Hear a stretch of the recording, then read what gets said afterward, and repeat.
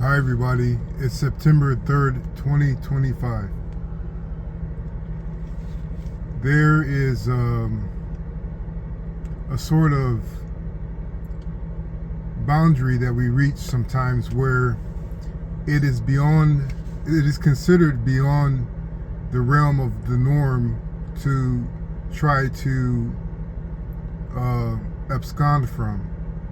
And by that I mean, when you're in certain social situations, it is probably for our safety and for our smooth experience to abstain from saying things that will break up the flow of the social setting, or to indulge in certain behavior that will upset the order that is in a social situation. And this even goes for simple things like maybe walking the miles to the store is considered normal and healthy, but walking 8 miles to a movie theater is just beyond the boundaries of what we would call common sense or accepted behavior. And so this pertains to my thoughts of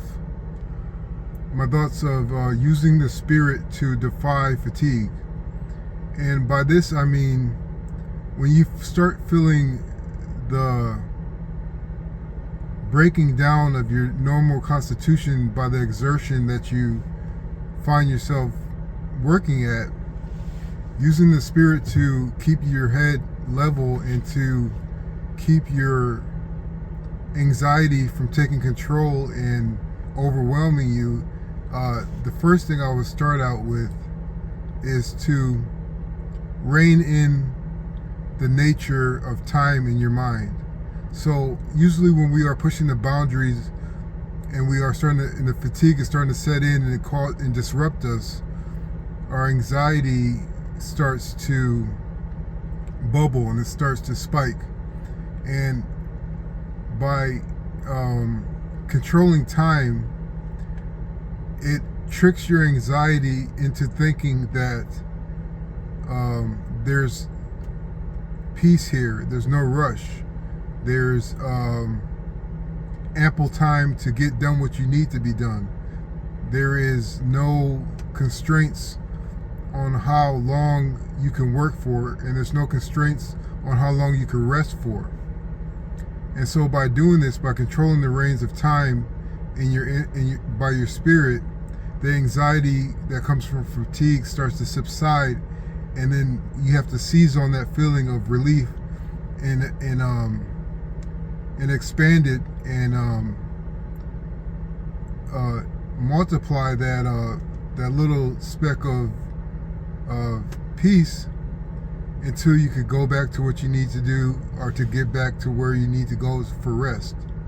And so after you rein in the concept of time to control your fatigue and anxiety,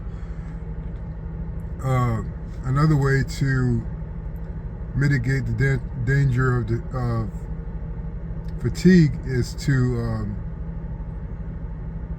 push yourself, but in a paced measure. And by this I mean, like, you are daring your outer influences, your inner fear, your inner paranoia to react in a way that's going to cause you to shut down. You keep on going and you keep on accelerating the pace, daring your challenge to take over and shut you down.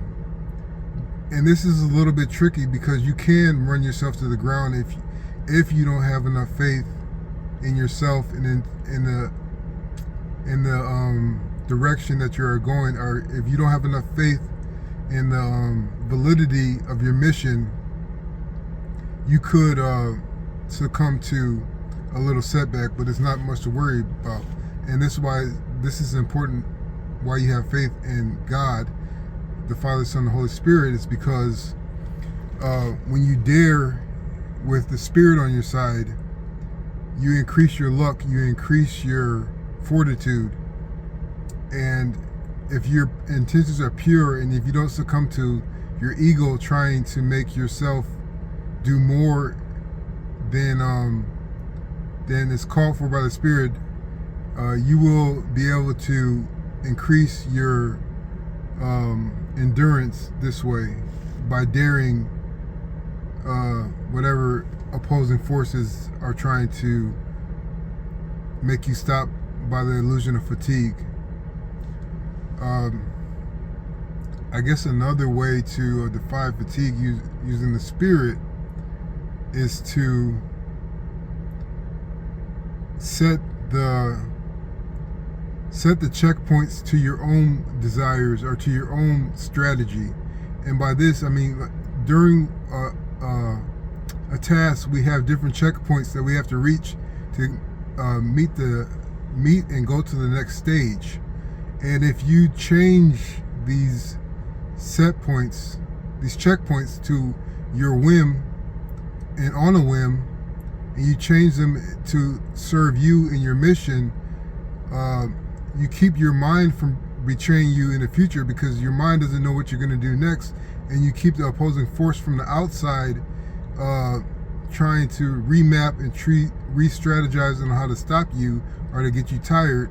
So when you change the checkpoints to your current needs or to your current strategies, you keep the fatigue inside you off balance. It doesn't know when to set in to stop you, and it doesn't know when to let up to give you false hope. So by changing the checkpoints to your whim and to your benefit, and not rushing just to get over with it, and not rushing just to beat the fatigue before it catches you, you are using your Spirit as a strategic asset. So I hope this helps. Thanks.